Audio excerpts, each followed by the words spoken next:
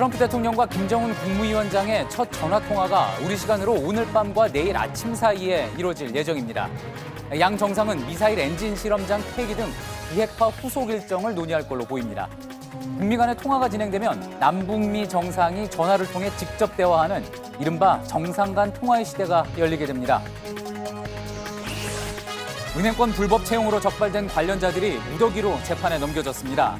검찰 수사 과정에서 구체적인 실태가 확인됐는데 고위 임원과 정관계 인사 등의 자녀를 합격시키기 위해 지원자의 서류를 그냥 통과시키는가 하면 임원인 아버지가 직접 딸의 면접을 보기도 했습니다. 축구 대표팀이 러시아 월드컵에서 첫 경기를 치를 니즈니 노브고로드에 도착했습니다. 모든 준비를 마친 우리나라는 내일 스웨덴전에서 손흥민과 함께 황희찬을 내세워 승부수를 띄웁니다. 어제 무너진 서울 신대방동 상가와 보름 전 서울 용산에서 붕괴된 건물은 모두 재개발 지역에서 일어난 사고입니다. JTBC 취재진이 서울 한남동과 수색 뉴타운 등 다른 재개발 지역을 찾아가 안전 실태를 짚어봤습니다. 본격적인 여름철로 접어들면서 대표적인 휴가지인 강원도에 불법 숙박 영업이 기승을 부리고 있습니다. 호텔이나 펜션이 아닌 아파트를 찾는 숙박객들이 늘어 고성방과 같은 주민 피해가 생기고 있는데 사실상 단속이 불가능합니다. JTBC 뉴스룸 지금 시작합니다.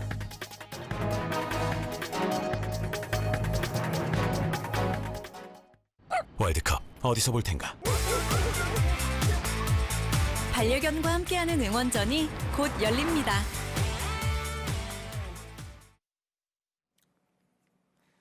트럼프 미국 대통령과 김정은 북한 국무위원장의 전화통화가 몇 시간 뒤에 이뤄질 예정입니다. 직접 만나서 대화하기까지 70년이 걸렸던 북미 두 정상이었죠. 이번에 통화가 이루어지면 두 번째 대화는 일주일이 채 안 걸리게 되는 셈입니다. 앞으로의 대화에선 비핵화와 체제 보장을 구체적으로 논의하게 될 겁니다. 이렇게 북미 대화가 속도를 내면 남북 대화에도 영향을 줄 걸로 보입니다. 당장 이번 주에는 체육회담과 적십자 회담 등을 위한 실무 준비가 이어집니다. 먼저 워싱턴을 연결해서 북미 정상의 전화통화 관련 소식부터 알아보겠습니다. 자, 정윤식 특파원, 여기 시간이 지금 저녁 8시를 조금 넘었습니다. 미국 워싱턴은 아마 오전 7시 좀 이른 시간이기는 한데 혹시 트럼프 대통령이 김정은 위원장과 통화를 했는지 파악이 됐을까요? 네, 아직까지는 확인되지 않고 있습니다. 백악관의 북미 정상통화 관련해 사전에 통화 시간과 어떤 내용이 다뤄질지 문의했지만 아직 답변이 나오진 않았습니다. 정상 간 통화 세부 내용에 대해 사전에 공개하지 않는 원칙 때문인데요. 통화가 이뤄질 경우 양국 간 시차를 고려하면 현지 시간 오전 7시에서 11시 사이인 한국 시간 오늘 저녁 8시에서 12시나 현지 시간 오후 7시에서 11시 사이인 한국 시간 내일 아침 8시에서 12시가 유력합니다. 다만 트럼프 대통령이 귀국 뒤 기자회견에서 통화 대상을 특정하지 않고 북한에 있는 네 사람들과 이야기할 것이다라는 말을 하기도 해 실제 김 위원장과 첫 통화가 성사될지는 좀 더 지켜봐야 할 것 같습니다. 예, 그렇다면은 혹시 저희 뉴스 중에도 전화 통화가 이루어질 가능성도 없지는 않은 건데 혹시라도 관련된 소식이 들어오면은 또 시청자 여러분께 곧장 전해드리도록 하겠습니다. 자, 앞서도 말씀드렸지만 싱가포르 회담 5일 만에 닷새 만에 첫 정상 간의 통화가 이루어지게 되는 겁니다. 자, 어떤 내용을 이야기하게 될 거라는 관측이 나옵니까? 네, 두 정상은 통화에서 지난 12일 싱가포르 공동성명 합의 사항들에 대한 후속 조치 이행에 대해 서로 확인할 가능성이 큽니다.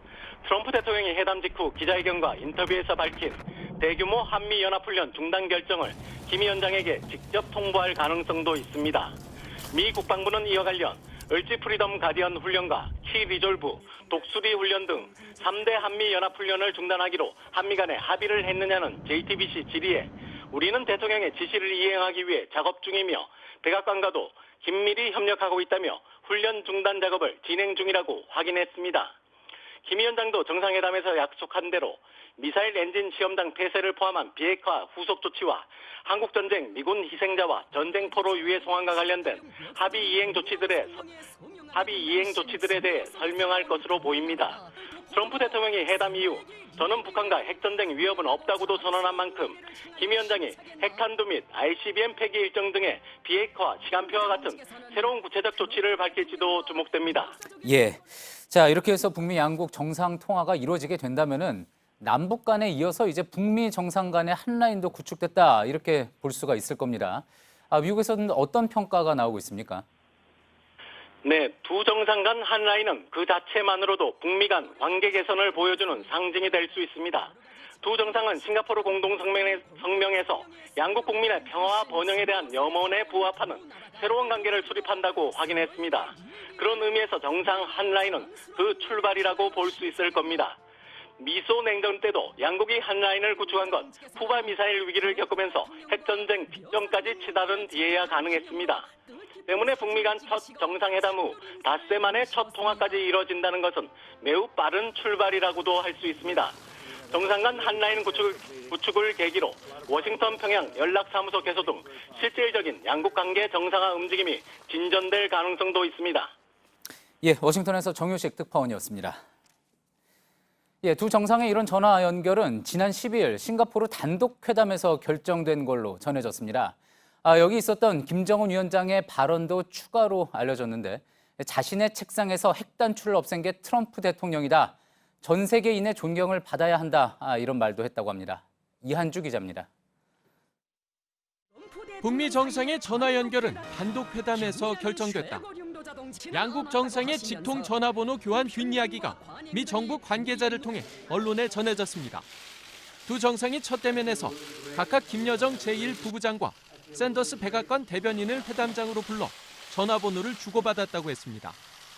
트럼프 대통령은 이어진 확대 회담에서 서로 자주 통화하기로 했다며 전화번호 교환 사실을 양국 실무진들에게 알렸습니다. 김 위원장은 미국과 좋은 관계를 맺을 것이기 때문에 핵 단추가 필요 없어졌다고도 했습니다. 김 위원장은 확대 회담에서 내 책상에 핵 단추를 치우게 한 사람이 트럼프 대통령이라며 전 세계 사람들이 그걸 알고 당신을 존경해야 한다는 발언을 한 것으로 전해졌습니다. 양국 정상은 갈등이 최고조에 달했던 올 초 서로 사무실 책상 위에 핵 단추가 있다며 핵 타격 위협을 주고받은 바 있습니다. JTBC 이한주입니다. 예, 한편 남북 간에는 4.27 판문점 선언 이행에 속도를 내고 있습니다. 군사적으로 긴장을 완화하는 게 우선순위 중 하나죠. 그간 이름만 비무장지대였던 DMZ의 실질적인 비무장화를 위한 방안들이 논의되기 시작했습니다. 박현주 기자입니다. 14일 장성급 회담에서 북한이 먼저 공동경비구역 JSA를 시범적으로 비무장화하자고 제안했습니다. 이에 우리 측도 호응하면서 비무장지대를 정말로 무장 없는 평화지대로 만들자는 공감대가 형성됐습니다. 남북은 비무장지대의 감시초소, GP를 없애고 박격포와 기관총 등 중화기를 철수하는 문제도 논의한 것으로 알려졌습니다. 비무장지대의 지뢰를 제거하는 것에도 남북이 필요성을 인정했습니다. 이런 일련의 문제가 성숙되면 조만간 군사분계선 일대에 대거 배치된 북한의 장사정포 철수 문제도 논의될 것으로 보입니다. 장사정포는 핵미사일 못지않게 우리의 위협이 되는 재래식 무기입니다. 군사분계선 주변에 400문 가까이 배치돼 있는데 사거리가 40km가 넘어 서울 등 수도권을 타격할 수 있습니다. 이 포대들을 40km 정도 뒤로 물리면 수도권이 사정거리에서 벗어나게 됩니다. 이렇게 되면 서울을 불바다로 만들겠다는 북한의 과거 위협이 실제로 상당 부분 해소되는 효과를 얻게 될 것이라고 전문가들은 진단합니다. 다만 국방부는 DMZ의 실질적 비무장화 차원에서 여러 가지 의견 제시가 이뤄졌지만 장사정포를 본격적으로 논의할 단계는 아니라고 설명했습니다. JTBC 박현주입니다. 예, 북미 정상 간의 전화 통화, 또 DMZ 비무장화에 대한 남북 간의 합의, 이번 주말 동안에도 한반도 평화를 위한 중요한 결정들이 이루어지고 있습니다. 정치부 안익은 기자와 함께 관련된 내용들을 한 걸음 더 들어가 짚어보도록 하겠습니다. 자, 안익은 기자, 트럼프 대통령이 일단 김정은 위원장과 북한과 일요일에 통화를 하겠다 앞서 이렇게 이야기를 했습니다. 그랬기 때문에 서로 시차를 감안하면은 우리 시간으로 오늘 저녁이나 내일 아침 이렇게 되지 않겠느냐 관측이 나왔던 건데 일단 아직까지는 통화가 되지 않은 걸로 확인이 되고 있고요. 자, 이렇게 북미 정상 간의 대화가 이어진다는 것, 그 자체로도 상당한 의미가 있다 이렇게 볼 수가 있겠죠.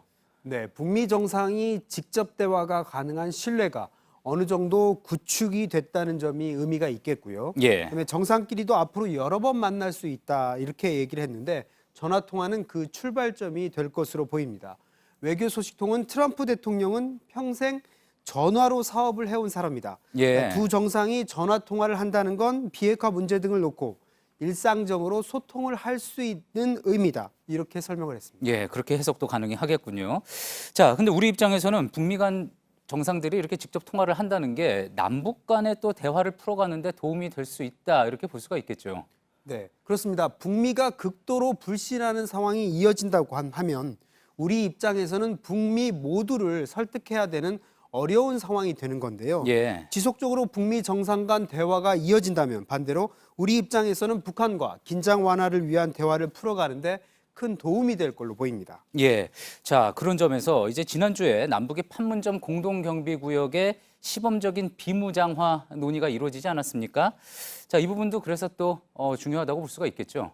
네, 그렇습니다. 김정은 위원장은 비핵화의 전제 조건으로 체제 안전 보장과 함께 군사적인 위협 해소를 계속해서 강조해 왔는데요. 예. 결국 체제 안전 보장과 함께 재래식 군사 전력의 감축, 이 부분도 남북 간의 속도를 내야 될 문제입니다. 예. 이 부분 중 핵심적인 의제 중 하나가 DMZ의 비무장화, 그러니까 비무장 지대 내 지피 철수, 그리고 지뢰 제거, 그리고 핵심적인 게 앞서 리포트에서 본 장사정포를 뒤로 물리고 서해 NLL 지역에 집중된 전력을 축소하는 문제 등이 될 텐데 앞으로 본격적으로 거론될 가능성이 있습니다. 예. 조만간 한미 정부가 연합훈련 중단을 발표할 것이기 때문에 북측에서도 이에 상응하는 가시적 조치를 내놓지 않겠느냐는 게 한미 군사당국의 기대입니다.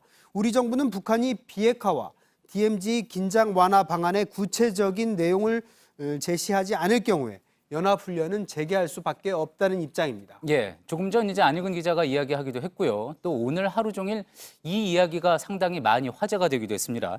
북한이 장사정포를 물릴 수 있다, 이런 부분인 건데 또 그렇지 않다, 뭐 그런 이야기도 나온 것 같습니다. 어떻게 된 거죠? 그러니까 오늘 그런 이야기가 언론 보도 등을 통해서 많이 돌았는데요. 예. 국방부에서는 지난주 장성급 회담에서 이 문제가 일단 논의가 되지는 않았다라고 공식 부인을 했습니다. 예. 그렇지만 북한의 장사정포는 서울과 수도권을 직접적으로 겨냥을 하고 있는 거기 때문에 우리에게 매우 민감한 문제이기 때문에 더욱 관심이 컸었는데요. 다만 DMZ 긴장 완화 방안과 맞물려 있는 거기 때문에 이번에 논의는 안 됐더라고 하더라도 추후에 논의될 가능성은 있습니다. 그렇군요. 같이 맞물려 있는 그런 문제다. 자, 지난주 북미 정상회담에서 상당한 성과를 거두면서 아무래도 뭐 이번에 남북 간 실무진들끼리의 회담에서도 어느 정도 뭐 탄력을 받을 것 같습니다. 네, 내일은 판문점 평화의 집에서 체육회담이 열리게 되는데요. 오는 8월 자카르타 팔렘방 아시안게임 공동 참가와 남북 통일 농구 대회 개최 방안 등이 논의될 것으로 보이고요. 22일에는 금강산에서 적십자 회담이 열리는데 8월 이산가족 상봉 문제가 다뤄질 예정입니다.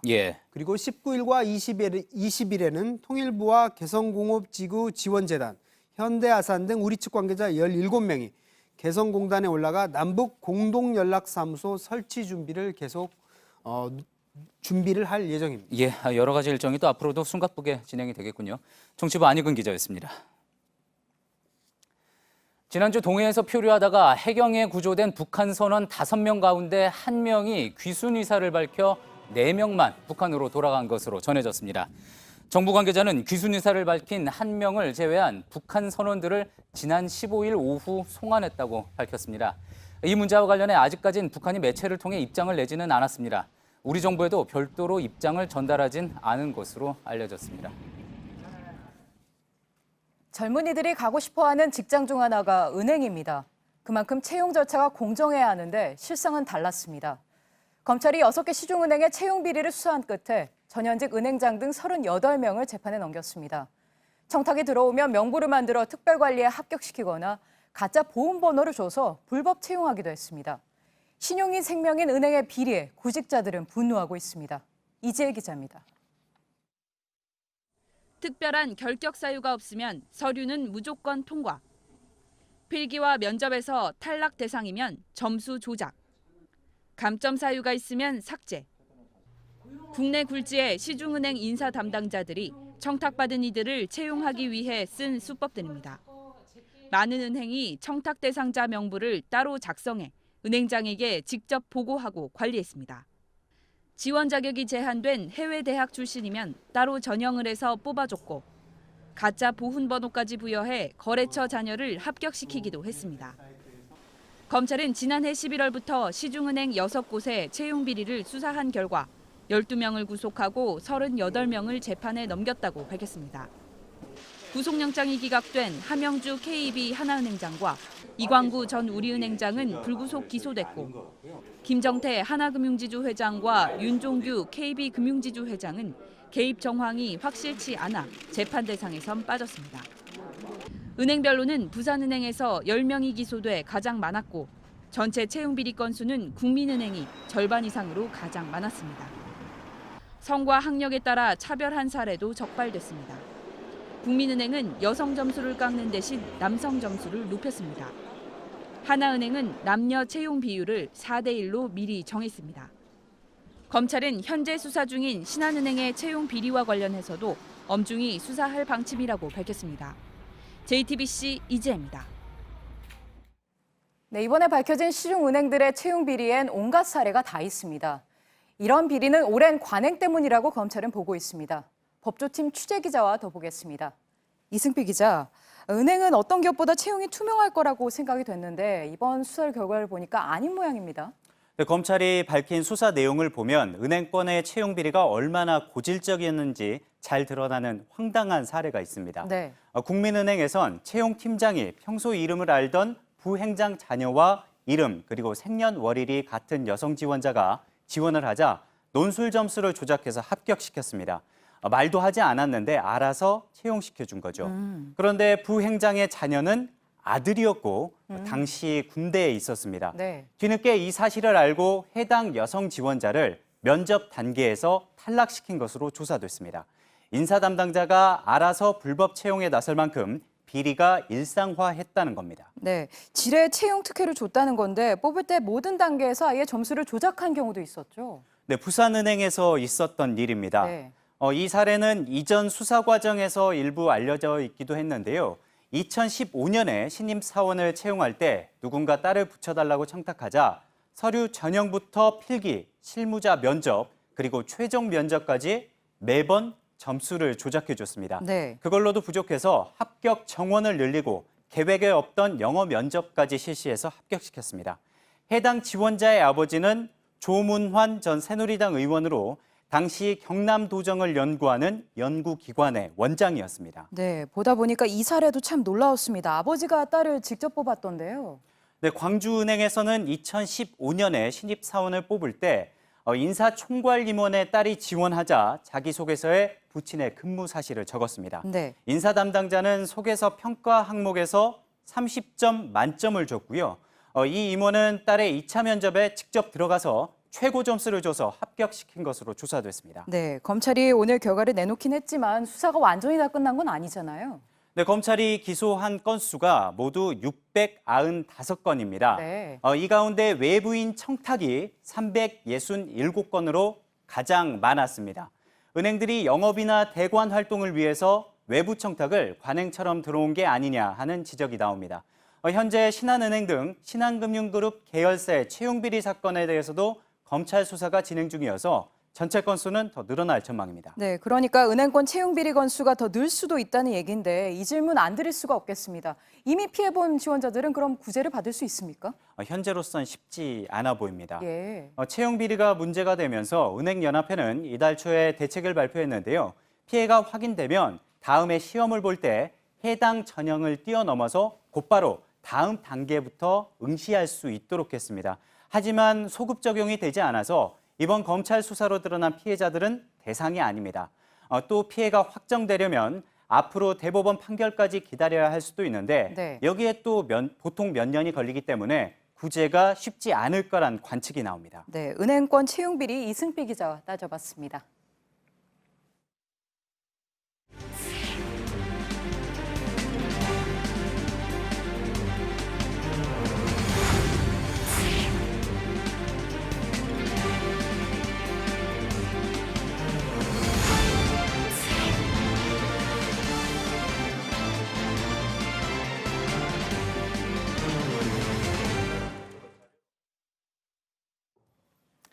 예, 우리 축구의 러시아 월드컵 첫 경기 스웨덴전이 하루 앞으로 다가왔습니다.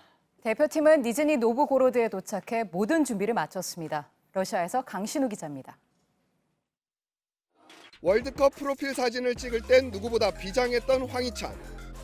스웨덴전이 열리는 결전지에 도착하면서부터는 웃음기도 사라졌습니다. TV로만 항상 시청을 했었는데 실감을 하는 것 같고요. 일단 자신감은 되게 넘치는 것 같아요. 스웨덴전에선 한 발 더 뛰는 축구를 하겠다고 말했습니다. 스웨덴의 강한 수비를 흔들기 위해선 더 빨리, 더 많이 뛰는 게 중요하다는 겁니다. 신태용 감독이 키 큰 스웨덴 수비수들에 맞서 177cm로 비교적 키가 작은 황희찬을 내세운 이유입니다. 황희찬은 그라운드에선 겁이 없습니다. 거칠게 달려들며 수비를 귀찮게 하고 또 줄기차게 수비 뒷공간을 노립니다. 이런 방식으로 유럽 무대에서 한 뼘 정도가 더 큰 선수를 상대하며 성공기를 썼습니다. 신태용 감독은 공격진의 손흥민과 황희찬 외에 김신욱을 활용하는 것까지 고려하고 있습니다.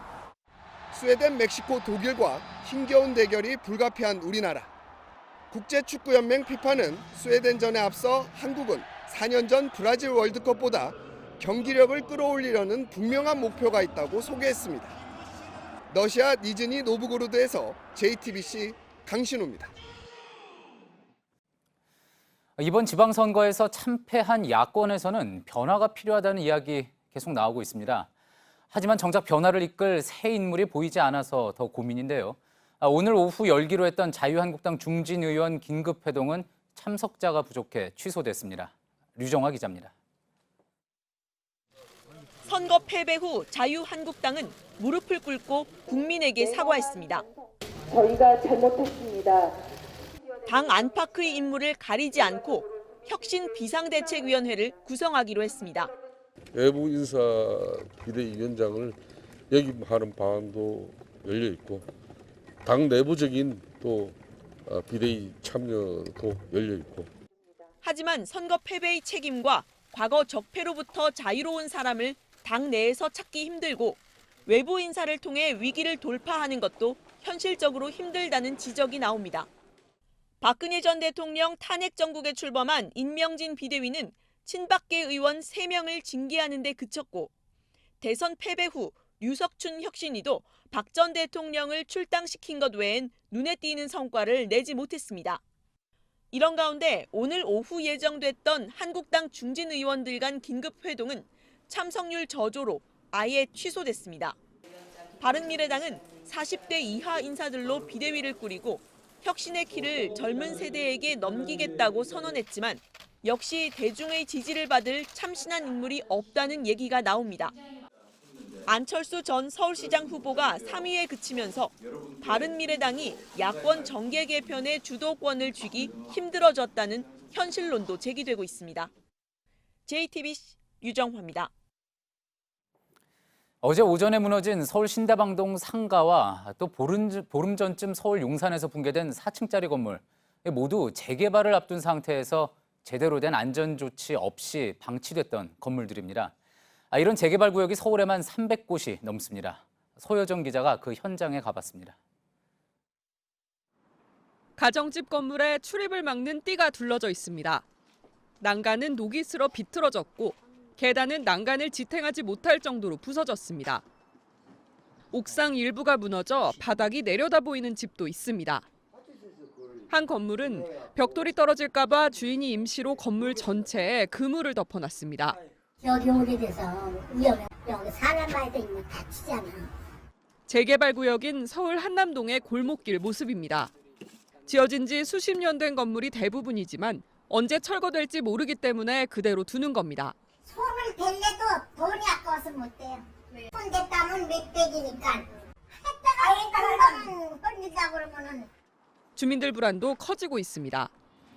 철거가 시작된 또 다른 뉴타운 지역에선 주변에 유리 조각이 날리고 포크레인이 왔다 갔다 합니다.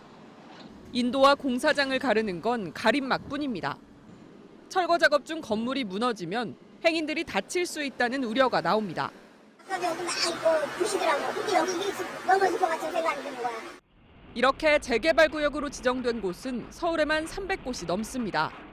주민들은 또 다른 붕괴 사고가 나거나 인명피해로 이어지지 않도록 체계적인 안전 대책을 요구하고 있습니다. JTBC 서유정입니다. 정부가 지자체 공무원들을 대상으로 성희롱이나 성폭력을 당한 적이 있는지 물었더니 10명 중 1명이 그렇다고 답했습니다. 이 여성만 따로 보면은 5명 중 1명 가까이 피해를 당한 걸로 조사가 됐는데 신고를 한 경우는 4%가 채 안 됐습니다. 윤영탁 기자입니다. 여성가족부가 전국 226개 지자체 공무원들을 대상으로 조사를 벌인 결과 성희롱이나 성폭력을 당한 피해자가 담당 기관에 조사를 요청한 경우는 불과 4%도 안 됐습니다. 10명 중 7명 이상은 그냥 참았고 19% 정도는 직장 내 동료에게 의논만 했습니다. 대부분이 분위기를 깨거나 나만 이상한 사람이 될 것 같아서 도움을 요청할 수 없었다고 답했습니다. 이번 조사는 시군구 지자체 공무원 전체 26만여 명을 대상으로 진행됐고 40% 정도인 10만 8천여 명이 응답했습니다. 이 중 11.1%는 최근 3년간 성희롱이나 성폭력을 당한 것으로 나타났습니다. 특히 여성은 10명 중 2명 가까이가, 남성은 2.8%가 피해를 경험한 것으로 드러났습니다.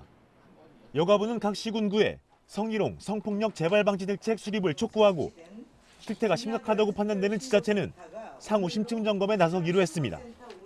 JTBC 윤영탁입니다. 납품업체에 갑질을 해오던 온라인 쇼핑몰들이 수억 원의 과징금을 내게 됐습니다. 온라인 몰에 대한 공정위의 제재는 이번이 처음인데 재고를 떠넘기고 또 행사비를 부담시키는 등 그 수법이 오프라인 업체들 못지않았습니다.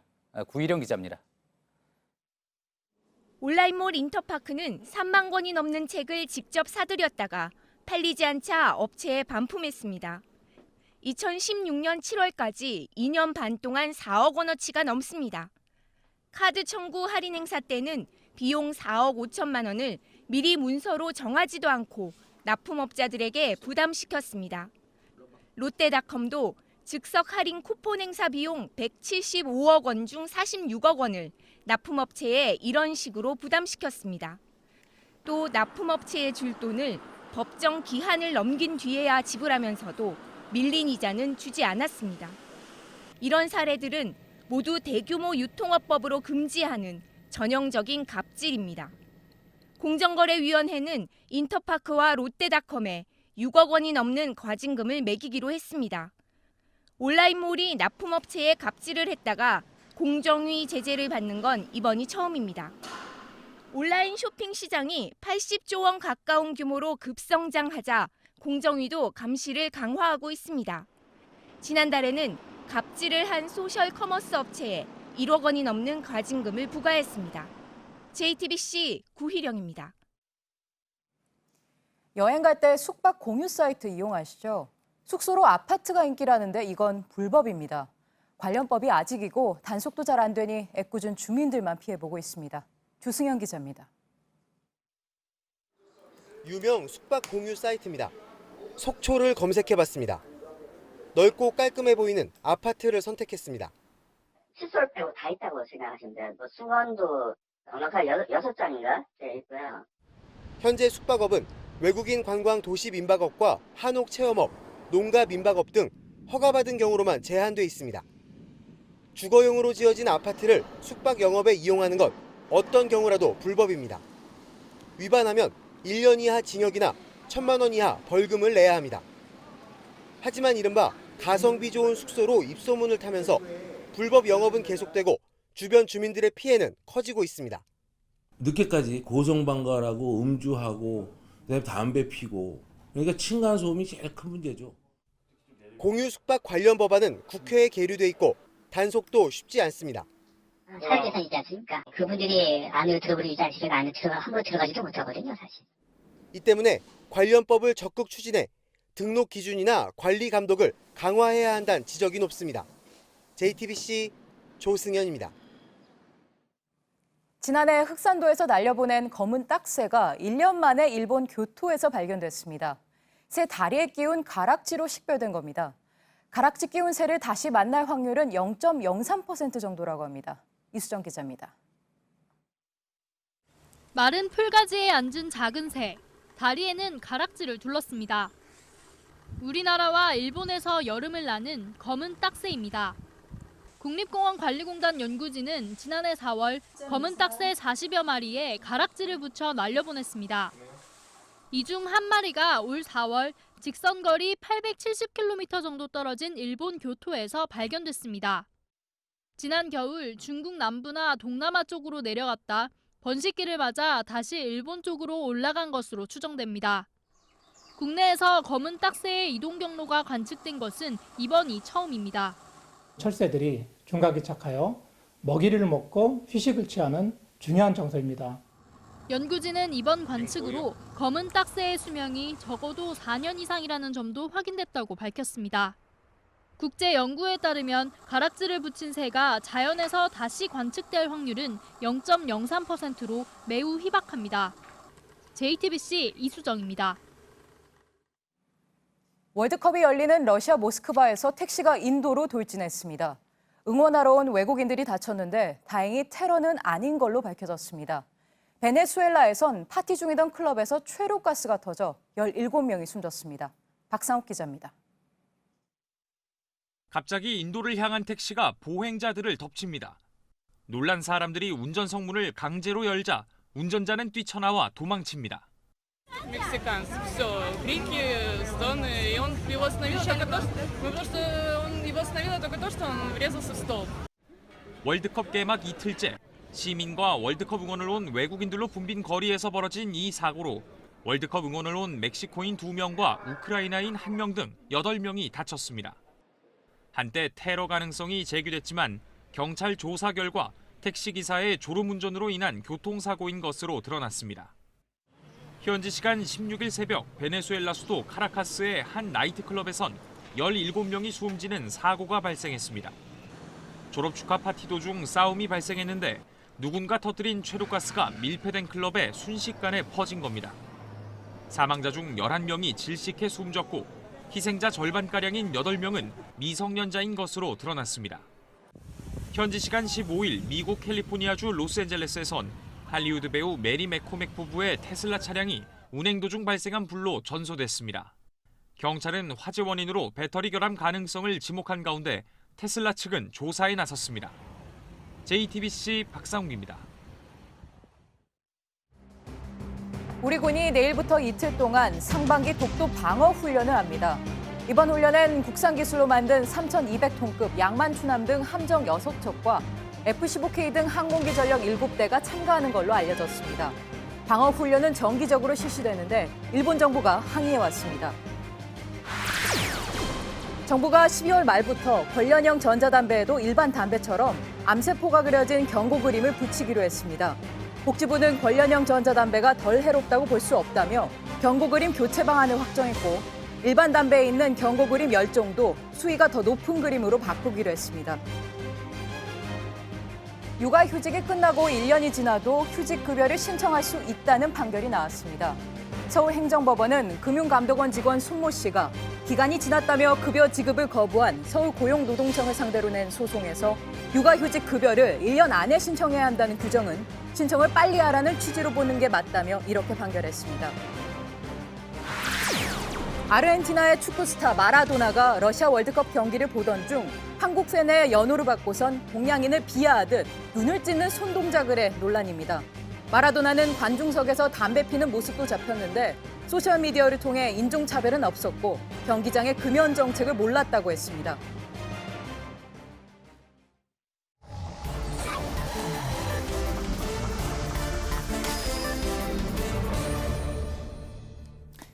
예, 비하인드 뉴스 오늘은 임소라 기자가 나와 있습니다.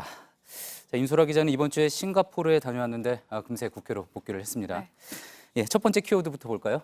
네, 첫 번째 키워드는 613명을 모아라입니다. 어떤 내용입니까? 네, 6.13 지방선거는 끝났지만요. 선거 기간 인천 비하 발언을 했던 정태욱 전 자유한국당 대변인에 대한 손해배상 청구 집단 소송은 더욱 불이 붙는 모양새입니다. 예. 앞서 정의당의 신기룡 전 인천시의원 후보가 정 의원이 300만 인천 시민의 명예를 훼손했다는 점, 또 국제도시로 성장할 인천의 경제적 가치를 떨어뜨린 책임을 묻겠다면서 집단 소송을 추진했습니다. 예.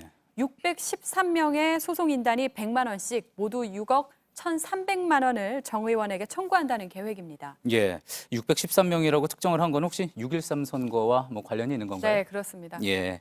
자, 그러면 현재 몇 명이나 모였습니까? 오늘까지 120여 명 이상이 참여 의사를 밝혔다고 합니다. 예. 그리고 당장 이번 주부터는요, 오프라인을 통해서도 참여를 홍보할 계획이라고 합니다. 예. 자, 그런데 이게 또 인천과 부천 지역에 연대 움직임까지 있다고 하죠? 네, 아시다시피 정 의원은 서울 사람들이 이혼 한 번 하면 부천으로 가고 또 살기 어려워지면 인천 중구나 남구 이런 쪽으로 간다면서 부천 지역까지 비하하지 않았습니까? 예, 그래서 이부 망천 뭐 이런 신조어까지 등장했었죠. 네, 때문에 두 지역이 함께 대응하는 방안도 고려 중이라고 합니다. 잠깐 들어보시죠. 예. 카페를 개설하고 집단 소송인단을 모집하는 과정에서 부천 시민들께서도 저희한테 의견을 주셔서 인천, 부천 주민 모두가 다 같이 이 문제를 해결하고자 하는 의견이 있는 것 같아요. 그래서 그 문제도 적극적으로 검토를 할 예정입니다.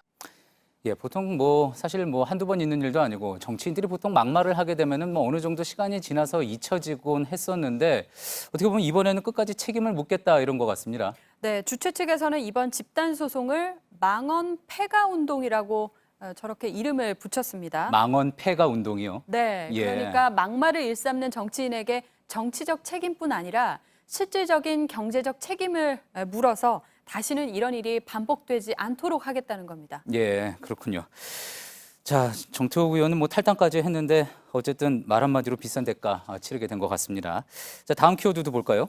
네, 다음 키워드는 같이 사라져 주세요입니다. 예, 전효옥 전 한나라당 의원 이야기인 것 같군요. 네, 그렇습니다. 전효옥 전 의원이 정종섭 의원 등 한국당 일부 초선 의원들을 향해서 친박 중진 껴안고 같이 사라져 주세요라는 내용의 글을 페이스북에 어제 올렸습니다. 예. 아시다시피 이들 초선 의원들은 지난 15일에 기자회견을 열어서 선거 패배 책임을 지고 당내 중진 의원들이 정계를 떠나야 한다고 촉구하지 않았습니까? 그렇죠. 예. 그러나 전 의원은 과연 이들 초선 의원들이 그런 말을 할 자격이 있느냐면서 중진 찜쪄 먹는 노회한 초선이다라면서 아주 원색적인 비난을 가했습니다. 예, 중진 찜쪄 먹는 노회한 초선이요. 상당히 비난 수위가 높긴 하군요. 네, 전 의원은 이들이 홍준표 전 대표 시절에는 가만히 있다가 뒤늦게 나섰다면서 예. 특정 당권 주자를 밀기 위한 포석인지 분명치 않다는 지적도 있다라는 분석을 함께 전하기도 했습니다. 예, 그러니까 뭐 초선 의원들은 이번 지방선거 참패에 책임이 없겠느냐 뭐 이런 지적 같이 한 거겠군요. 자, 특히 그런데 박근혜 정부에서 장관을 지낸 정종섭 의원이요. 저희가 앞서 비하인드 뉴스에서도 전해드린 바가 있었는데 정종섭 의원도 뭐 이런 초선 의원들 움직임을 응원한다 이런 메시지를 보내기로 했었는데 정 의원에 대해서 콕 집어서 비난을 했다고요? 네, 전 의원은 정 의원에 대해서는 친박 진박 모임에서 인증 사진을 찍었던 사람이라면서 예. 공격했고요. 그대부터 그만둬야 한다고 말하기도 했습니다. 그러면은 정 의원 측에서 나온 반응은 있습니까? 정 의원과는 직접 연락이 닿지 않았는데 의원실 관계자는 노코멘트라면서 적당한 기회에 정 의원이 밝힐 수 있을 것이다라고만 말했습니다. 예, 알겠습니다. 비하인드 뉴스 임소라 기자였습니다. 내일도 전국에 구름이 많다가 차차 맑아지겠습니다. 서울과 대구, 광주는 낮 기온이 30도까지 오릅니다. 경북 남부 내륙에는 오후에 소나기가 내리는 곳도 있겠습니다. 예, JTBC 뉴스룸 저희가 준비한 소식은 여기까지입니다. 시청해주신 여러분 고맙습니다.